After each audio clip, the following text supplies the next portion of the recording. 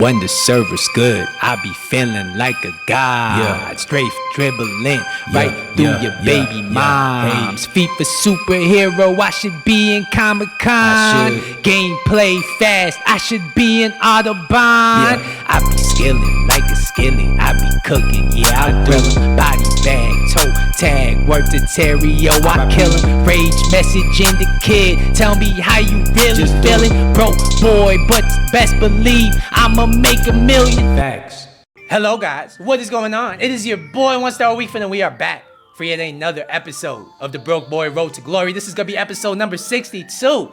62, that's kind of crazy. Once again, thank you guys for watching the videos. It's meant a lot to me. The support has been tremendous. And yeah, we have a lot of catching up to do. I know it's only been one day. I posted yesterday, but I've done a few things.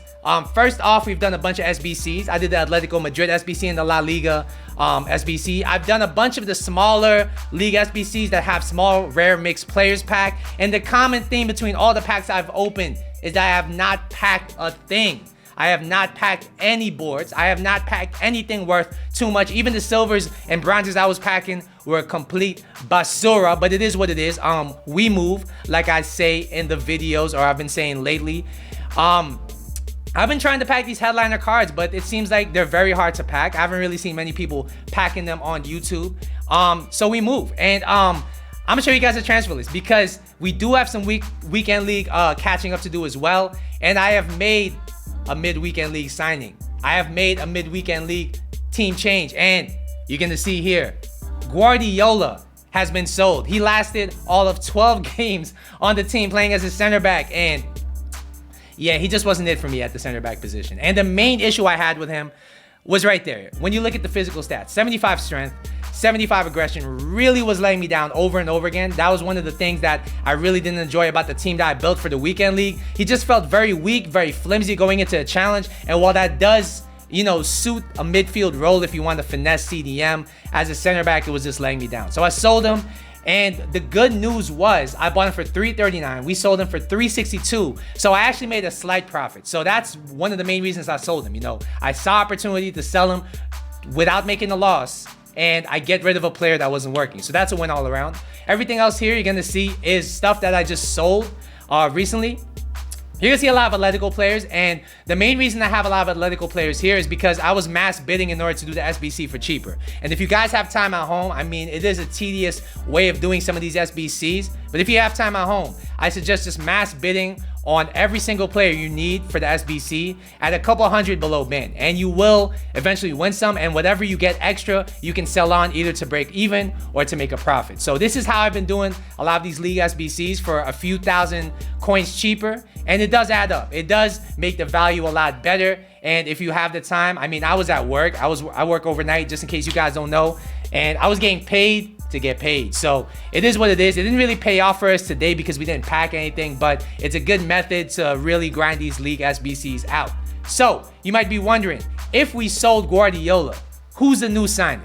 And I'm about to show you guys. This is the new team right here. Unfortunately, we are on 99 chem until we get loyalty on the new signing, Michael Keane. Nah, I'm just joking. It's middle icon Roy Keane. And when you look at this card, he looks very similar to Guardiola in game. The main difference between him and Guardiola is that physical. 84 strength, 94 aggression, and it's so noticeable in game. He's much better as a center back than this Guardiola card ever was for me. And yeah, I'm really liking him at the center back position. His strength going into a challenge has been insane. The only thing I was scared of as far as trying this card was his 78 defensive awareness, but I don't really notice it being an issue at all. So defensively, this guy has been an absolute wall. The only thing I wish he had was maybe a little bit more pace, but I don't really think it's a deal breaker on the card. But we are here to speak about one man and one man only, and it's going to be possibly the best Liverpool player on this game, Trent Alexander-Arnold, Team of the Year version. And what differs from the way I'm using him compared to a lot of reviews you will find online is that I will be trying him at the CDM position in the 4-2-3-1. So I do feel he's wasted as a right back. If you're going to buy a right back that's going to be this expensive, then you might as well play him somewhere else, because 1 million on a right back is insane. So he's 5'11". He has a high medium work rates. He's right-footed, with a 4-star weak foot, which is big for the midfield. He has 3-star skill moves. I have played 28 games with him. Most of them have been weekend leagues, some have been rivals, and the rest have been squad battles. He has 3 goals and 7 assists. And before we go any further, if you're enjoying the content, please don't forget to hit me with a like down below, just one time. And if you're new to the channel, please consider subscribing to the channel.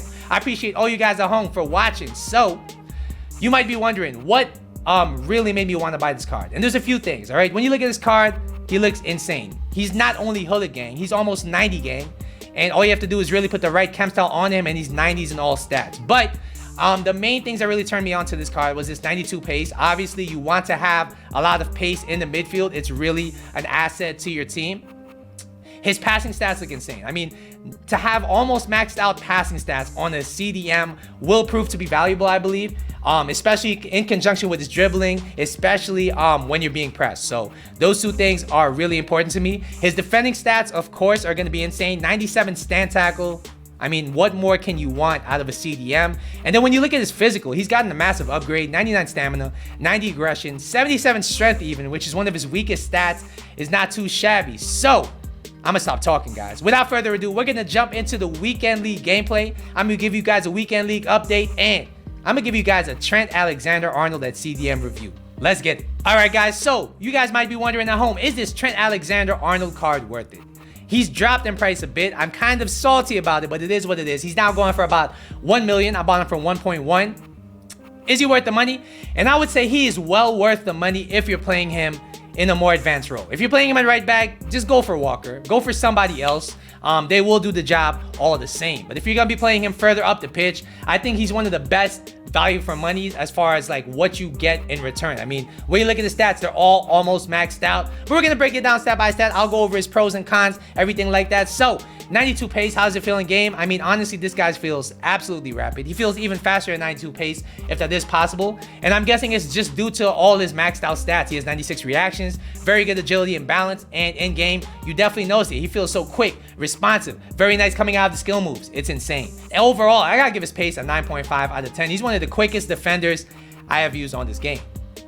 Next, we're gonna talk about shooting. And the beauty of me trying him at the CDM position as opposed to the right back position is the fact that I actually got to test his shooting quite a bit.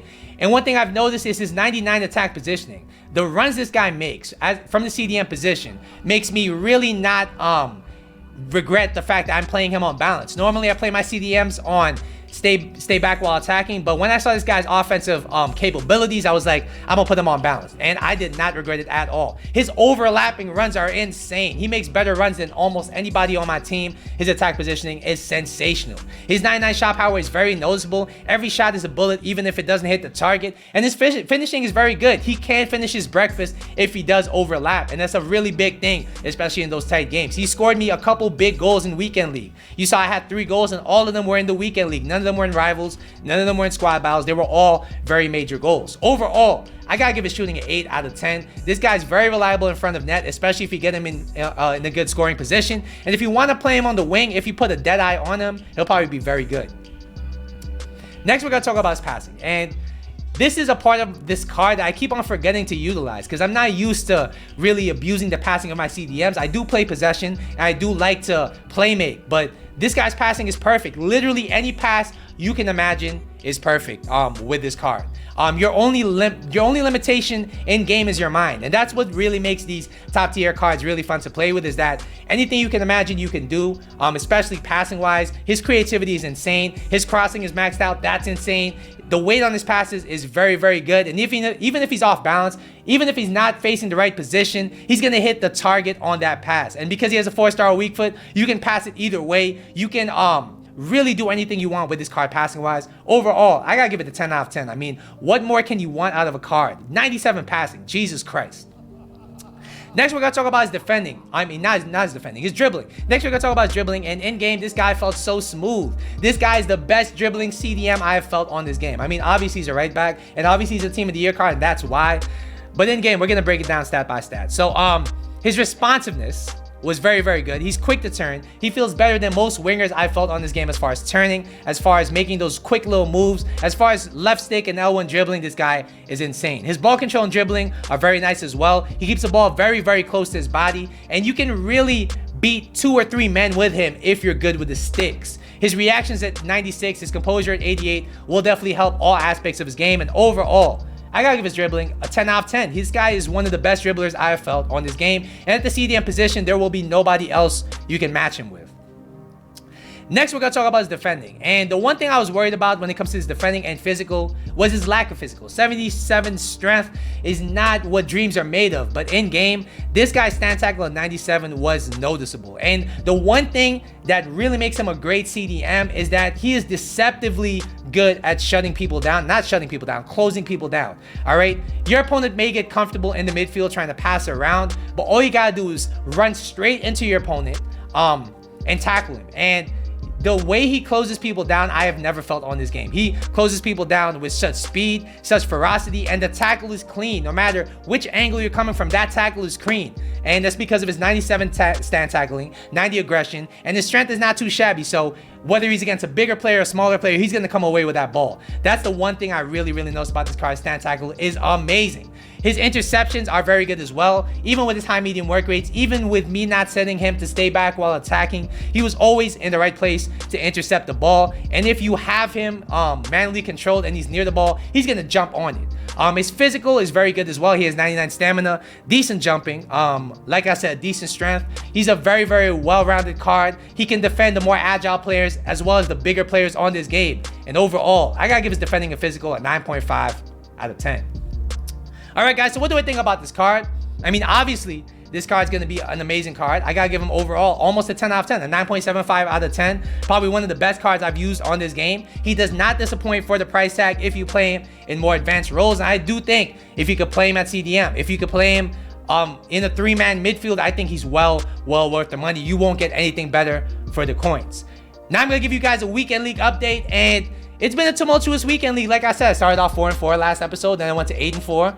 And yeah, I'm gonna finish off 13-7. I was 13-6, and then my last game, I faced a very good opponent. He had the golden goat tifo, and the moment you see that your opponent is showing you the golden goat tifo, you know you're in for a sweaty game. And we played very well. We played him all the way until overtime, and at the beginning of overtime, I got scored on. And it was a kickoff own goal.